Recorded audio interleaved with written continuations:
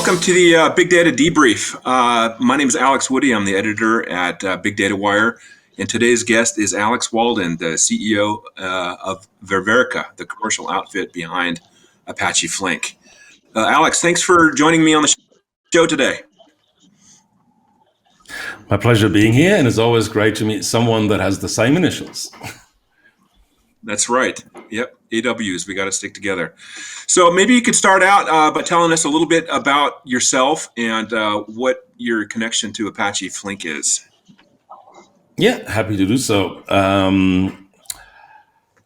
I've been in this company now for almost 4 years, and I fell in love with Flink probably around 6-7 years ago when I was working in a different organization. I just thought that opportunities that you can achieve by implementing something with stream processing are endless. The problem is, and you mentioned like the company behind Flink. So obviously Apache Flink is an open source project. There are many companies behind it. We are the original creators because the people who founded this company kind of invented Apache Flink. It started off as an open source project, was then called Stratosphere, and when it became donated, when it got donated to the Apache Software Foundation, it became Flink. So my job here is really about turning this company into a commercially successful company. So moving from solely open source to an open core type setup. And about myself, German-born German, spent about 10 years outside of Germany, so I would definitely not identify as a normal German. Educated with a Master of IT and an MBA, so I have two hearts pumping in my body or brain. But in recent years, solely focused on business aspects of technology. Okay, great. And you mentioned that you kind of fell in love with Apache Flink at your previous job. Flink is kind of emerging as a de facto standard for stream processing. Why do you think that is? What do you like about Flink so much? I think there's a couple of elements to it. One is the technology. So when you think about the history of Flink, it was actually created as a batch processor. Then it became a stream processor, and then somebody added batch processing back in. And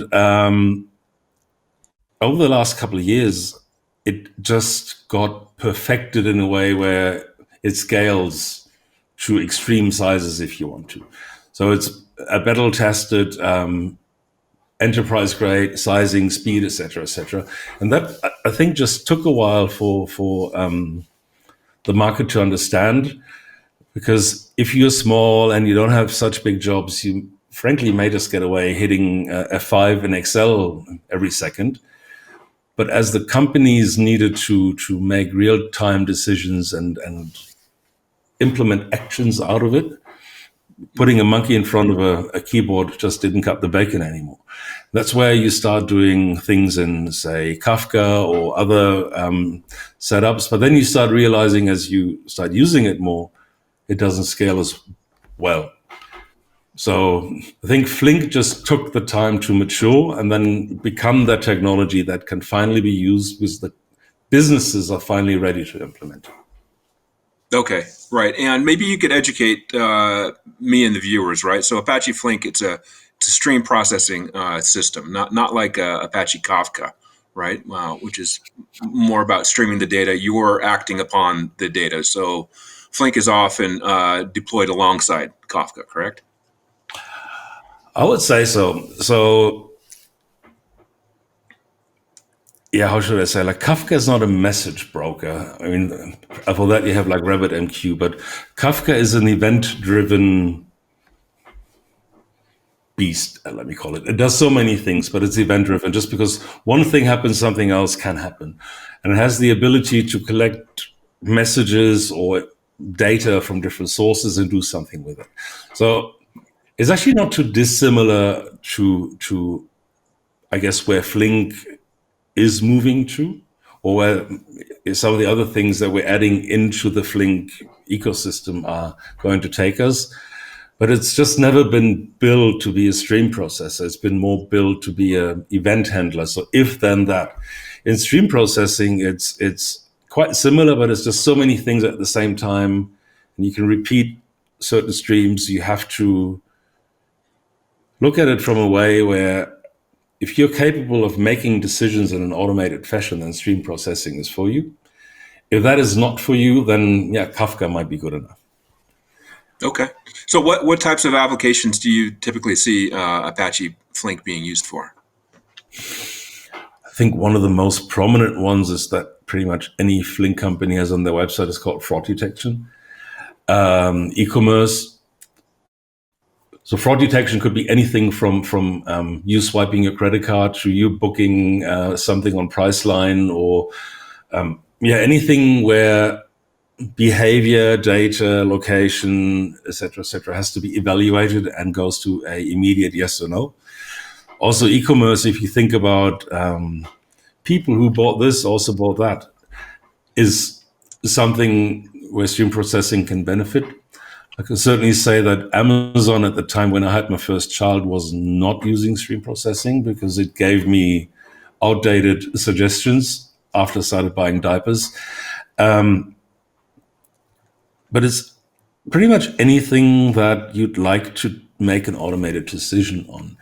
So, because in the intro to this, we talked about London. So when you're in London, you swipe your credit card or the Oyster card to use public transport. And the way it works, it's kind of collecting your swipes over the day, and then it either gives you a single ticket or a day ticket or maybe a week ticket.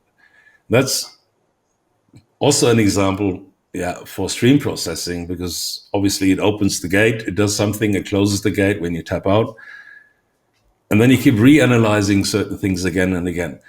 And it's just endless, really, where stream processing can be used. And what I'm observing, or what we're observing, is it's predominantly driven either by early innovators, that was the recent years, or now it's becoming mainstream because customers are demanding not stream processing, but certain things to happen. I'll give you a simple example. If you get paid and your bank is kind of putting a tag to that payment, you want that to be there when that payment hits your bank account. You don't want it to be there in 24 or 48 hours. And I know of banks where that is still the case, and they're moving away from that because it's a customer demand. And banks do know that they lose customers because their banking application might not be great. It's not about the banking performance, it's about the things that simply customers demand, I'd say. Okay. And obviously, Apache Flink isn't the only stream processing framework out there. There's been a lot of others over the years, things like Apache Storm, Apache Samza, even Apache Spark Streaming, Apex. So what's the key advantage that Flink holds over some of those others? I mean, there are some new ones which may not. Yeah, exactly. There's some new ones which are not even Apache yet. But the older ones, I'd say, all come from a batching background. And then just because you run the batch more often doesn't make it streaming. And the newer ones might be quicker in certain use cases even, but they don't have that scalability and the battle testedness. So Flink's been around for 10 years. I'd say the bigger Flink installation's been around for 7, 8 years now. So you can reliably say, if you want to go big, it's Flink. If you want to go small, you can try the other ones. Okay, and some of my big data wire viewers out there, it might be in the market for a stream processing solution, but they haven't made up their minds yet. So why should they consider Flink? I say because it's now the de facto standard for streaming. It'll be here for a couple of years. And if you're making that purchasing decision now, you're investing into something that's tested, that's been around, is very active from a community perspective, that's being constantly developed, and it's not going to go away anytime soon. And that's if you haven't started. Obviously, if you have a major investment already, still look into it. I mean, I've been to one of these Gartner events in May in London, and I have not heard the word Hadoop for many, many years. But there, I think I heard it at least every 3 minutes. So there are companies out there that haven't really invested in any of these newer kind of technologies. I think that's the part where Flink can help a lot of established companies to sleep well at night, because it's not cutting edge technology, even though it feels like it. It's been around, it's tested. It can do many things that you couldn't imagine. And the beauty of it is the way Flink and Flink CDC, etc., work is you can install it side by side to something that you already have, even like a mainframe, and start moving things slowly off. So it's not a big bang thing just because you invest into Flink. Okay, and you mentioned the H word, Hadoop, as a potential framework that people might want to migrate to Flink from. What are some other types of frameworks that people might be using right now that they might consider Flink, to replace it with? So one of the funniest ones I heard was called Excel. But on the serious side, it's recently been a lot of mainframe offloading cases that we've seen, where it's just not fast enough or doesn't scale, or for some reasons people want to come off mainframe. It's speed, it's scalability.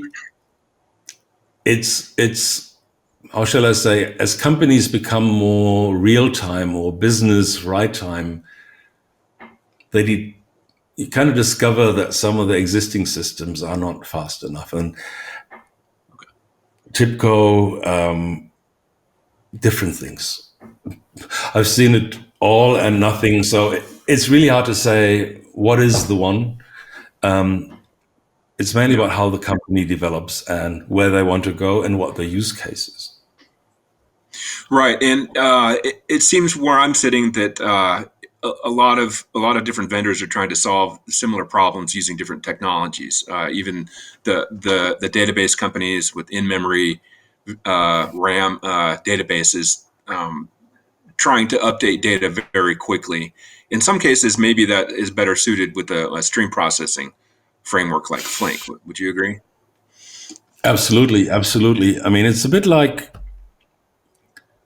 those video recording age discussions where we talked about VHS Video 2000 and Betamax, and clearly Betamax was the better one, but VHS won, and then we all know where that went. After DVD, Blu-ray, it became Netflix and streaming. It's constantly evolving, but I'd say currently the way Flink is set up, it covers all of your basic streaming and analytics needs. It will continue to evolve over the next couple of years as a framework, going from Flink 1 dot to Flink 2 dot, adding things like Paimon and Fluss, and just having a vivid ecosystems of things around it.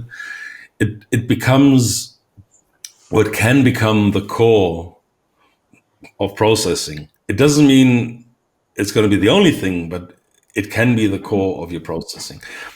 And I think it's no secret to look into companies like, I don't know, Pinterest, Netflix, Apple, etc., all having gone down some Flink route and using it somewhere. As far as I understand, the public announcements, company like Uber are using Flink to calculate how much money they'll have to show you in the app for that trip that you're going to make. So it's been around, it's been used by big companies, and it's just going to continue to develop, unlike Hadoop, which kind of was great and then seemed to have disappeared. And then the next technology came out. Right, exactly. You mentioned Fluss just a second ago. Could you tell us a little bit about that? I guess back in November you had announced it as open source. So what is Fluss? Yeah, I think we announced the open sourcing, and the official open sourcing that happened in December. But yeah, that's a little detail. So Fluss is a German word for river. And why did we pick a German word? Because it's about the flowing data. So when you look at a traditional database, you typically have rows and columns. And the way that Flink works is it takes a whole row of data. Now, in one row, there might be multiple columns, obviously, but multiple things. So let's pick color of a car, and I have 100 rows of cars.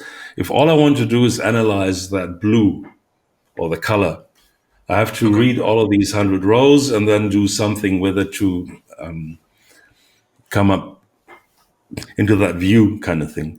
With Fluss, we are able to kind of rotate that one and do extremely fast stream processing on those columns, so that you don't need to process the whole data, just a specific part of the data. So it becomes a bit of a vectorized type approach to Flink.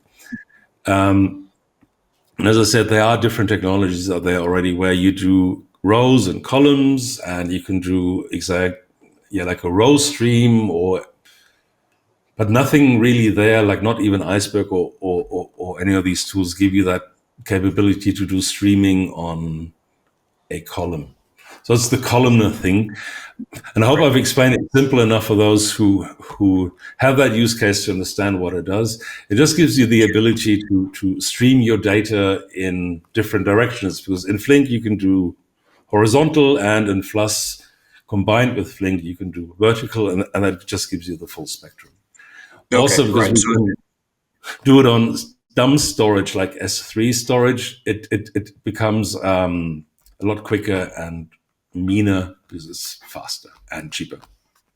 Okay. So with Flink and Fluss, you could you can analyze your whole stream for transaction processing, or do analytics, column columnar analytics to do faster roll ups and that kind of thing. I mean, we defined that term Streamhouse when Paimon came around, but Fluss is sort of adding to it. And if you think about the full Streamhouse capability, you may not even need Kafka or message brokers anymore in such use cases, because the processor is fast enough to take whatever comes in whatever shape and form and do something with it. It's not something I would say in the year 25 will become mainstream, but that's where we are taking our product and also keep investing into the open source areas to give people more ability within one ecosystem. Yeah. Okay. Yeah. You mentioned. I think you said Streamhouse is kind of this architecture, kind of to go along with a lakehouse type architecture. So that's a new one for me. It's a streaming data lake house. I mean, when I learned data warehousing, as it was called 25, 30 years ago, and then became business intelligence, I learned when you do something with data, it becomes information. We seem to have dropped that information mantra somewhere. Everything is just data. But then when you work in such areas for a while, it's a data swamp. And often you don't really know how that data was generated, how that lake house, how that thing came about. So we are kind of advocating putting some streaming onto it, where you may not even have to data warehouse it as we used to. We just take the data and stream house it. Okay. That sounds good. Can you tell us a little bit about the company Ververica? What sort of company is this? So what many people don't know is Ververica, I think in Macedonian or some of the Yugoslavian languages, actually means squirrel. So if you look at the Apache Flink logo being a squirrel, you can kind of see why we've picked that name. We are... Why am I holding it? I think we are now 18 different nationalities operating in 8-9 different countries from our staff perspective. So it's really more a citizens of the world company. We just happen to have our headquarters here in Germany.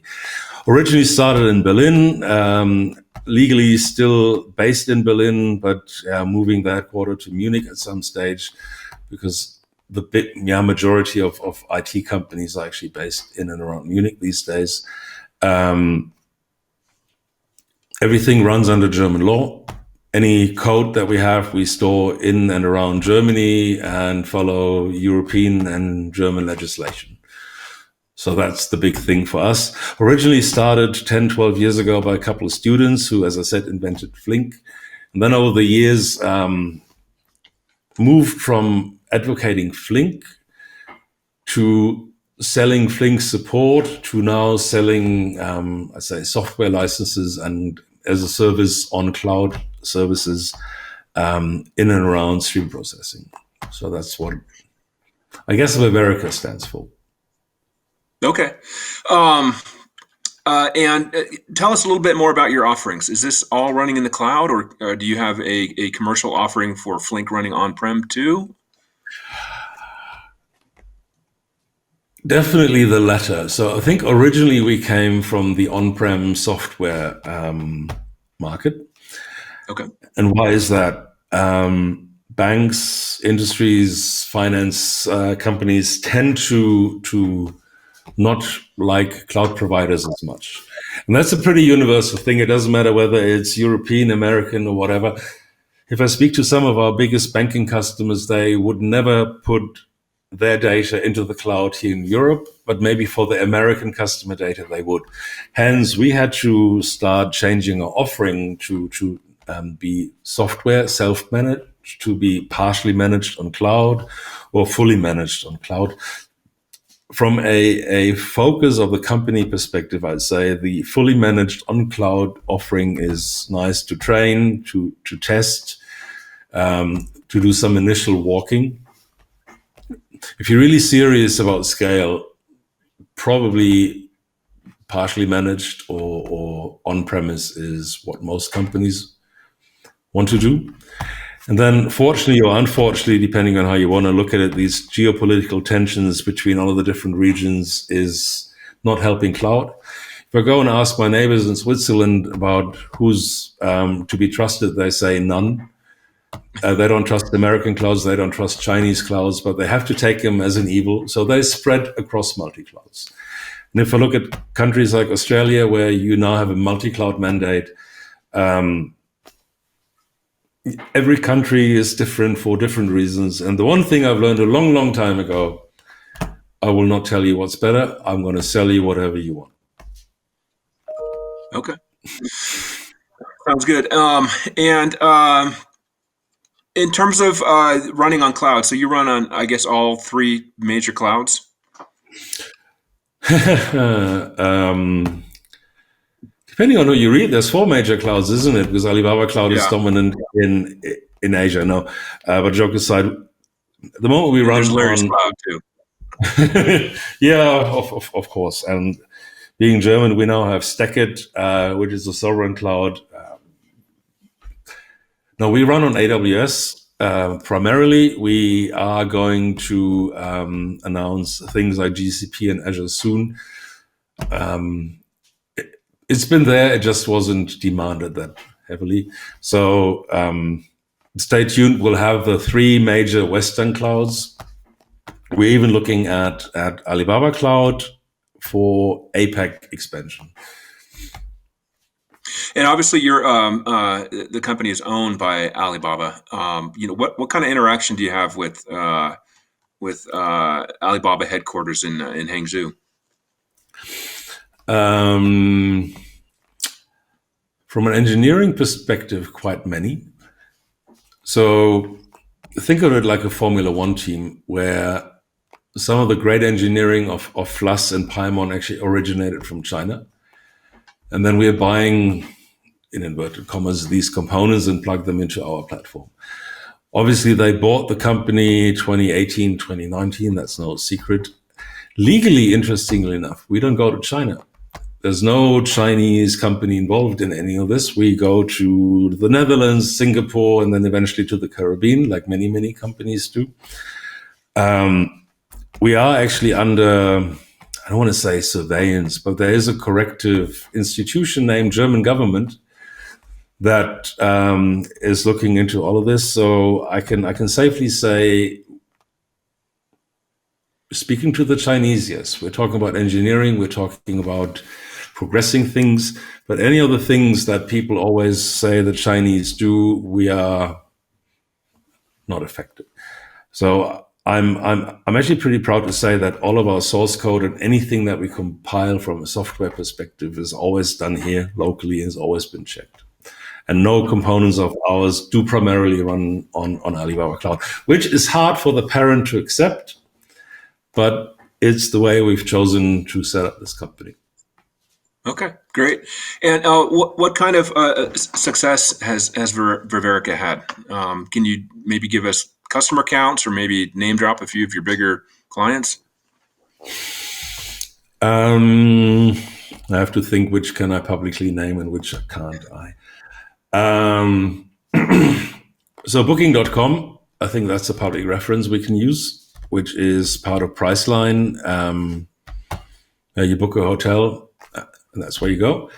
Airbus is using us for some flight data related type topics. I'm thinking which of the banks can I name? So there are Swiss banks and French banks that we have. There are some English banks that we have. There's one American credit card processor where we are. Um, it's a whole bunch of interesting players that use us for specific use cases. And I guess our opportunity is to help them grow inside the company and add more and more use cases to it. The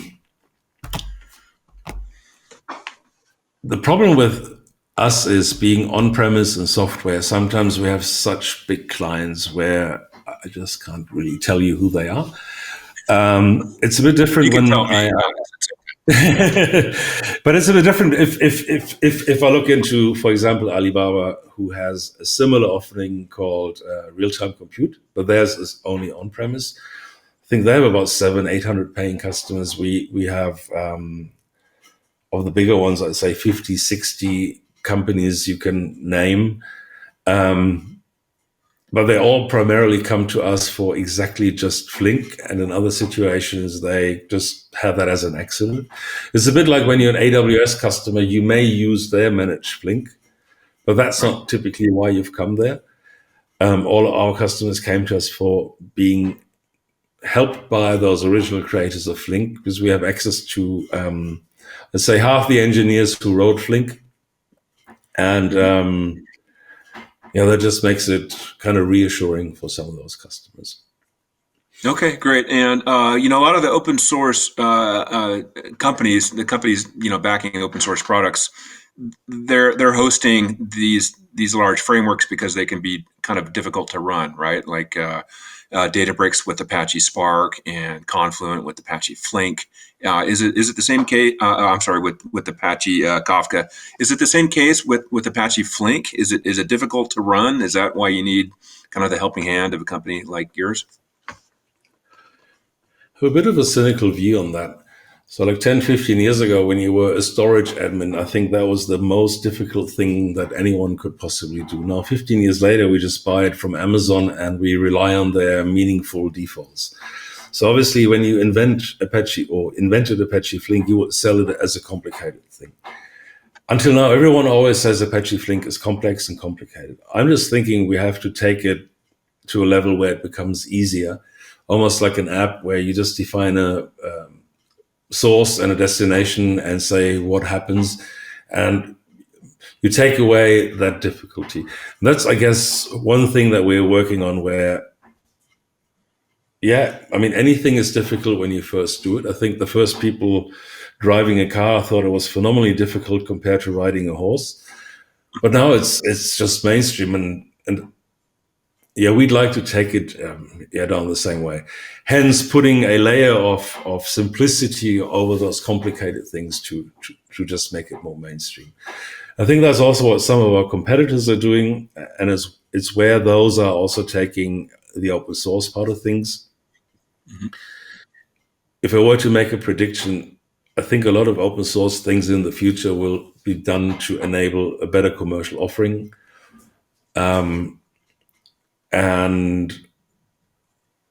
in the end, people buy convenience and they need some kind of security, safety. And I can see that in our customers where often we act as a reinsurer because just in case something happens, they'd like to have that support contract. It's a bit like your health insurance. None of us want to be sick, but if we are sick, we're all glad we have it. Yeah, great. That's all Yeah, it's 2025, so I'm legally required to ask about generative AI. So What is Ververica's generative AI strategy? How does Flink factor into this? Hmm? It's an excellent question because we may be accused of not being an AI company. However, interestingly enough, we should be powering a lot more AI than we're currently doing. I'll give you an example. In your country, you now have a future president where somebody wanted to try to kill him, I think, twice before he got elected. If on those days you would have asked, what was the last day somebody tried to shoot Mr. Trump? You would have gotten the wrong answer.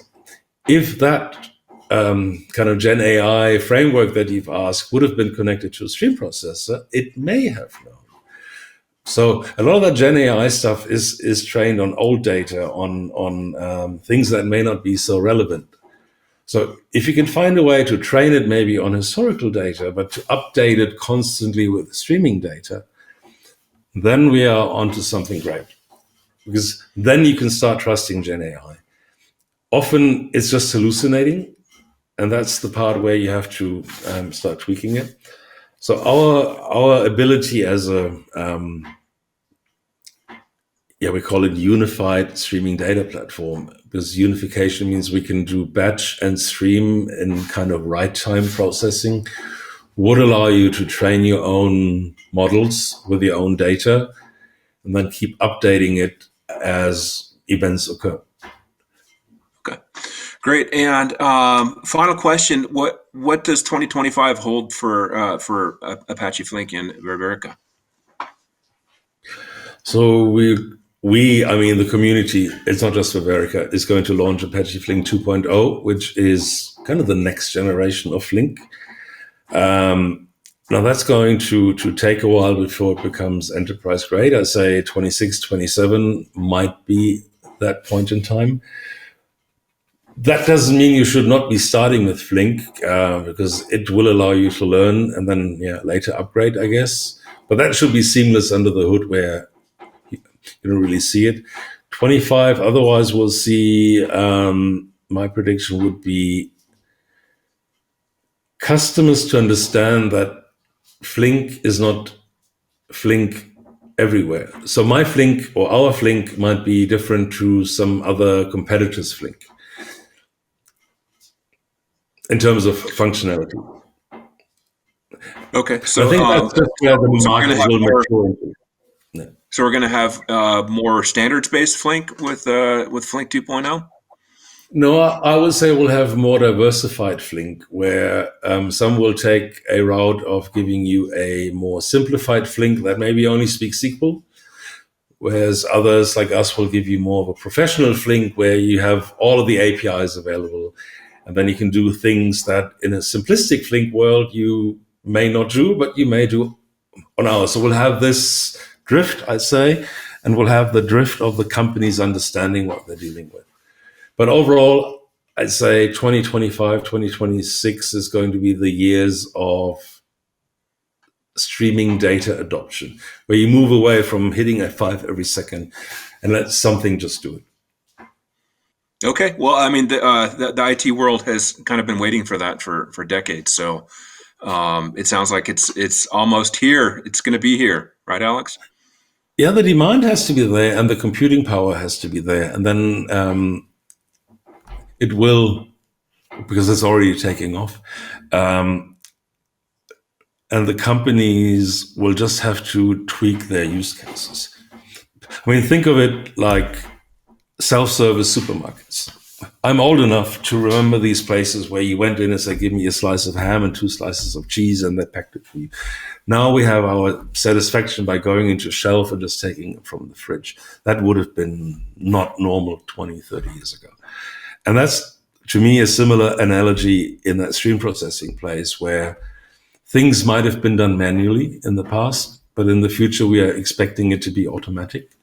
I can certainly tell you when I'm sitting on an airplane and I'm getting a pinger saying your flight is delayed, please rebook your flight. I'm kind of thinking, why can't you do that for me? And that's also another excellent use case for stream processing, because the weather will be weird and harder to predict going forward. I think there'll be a couple of thousand rebookings every month. If the travel industry would finally really adopt a stream processing attitude, a lot of travel will just become a lot more easier. All right. Well, it sounds like a great future. Alex Walden, thanks for joining us today on the Big Data Debrief. Thank you.